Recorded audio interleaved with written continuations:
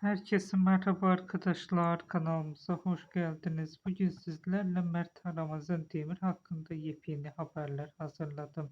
Mert Ramazan Demir kariyerine genç yaşta adım attı. İlk projelerinden bile dikkat çeken bir ekran enerjisi vardı.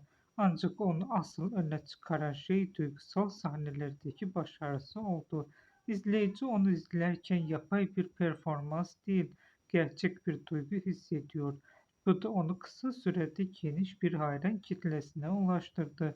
Son dönemde yer aldığı projelerle kariyerinde büyük bir çıkış yakalayan oyuncu, özellikle genç kuşağın en çok dikkat çektiği isimlerden biri haline geldi. Sosyal medyada ama işin paylaşılan perde arkasında ciddi bir çalışma var. Yoğun set temposu, sürekli gelişme isteği ve detaylara verdiği önem.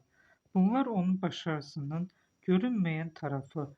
Bir röportajında şöyle demişti: "Başarı bir anda gelmez, emek ister." Ve görünen o ki bu anlayış kariyer yolculuğunun temelini oluşturuyor. Tabii ki magazin dünyası da onu yakından takip ediyor.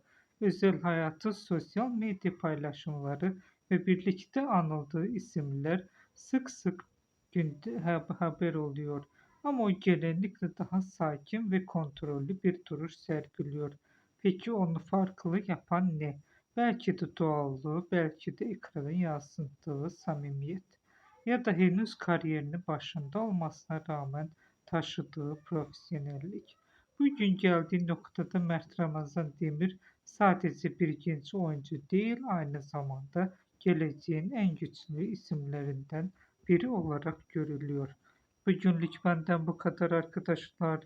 Bir daha görüşmek üzere. Hoşça kalın. Kanalımıza abone olmayı unutmayın.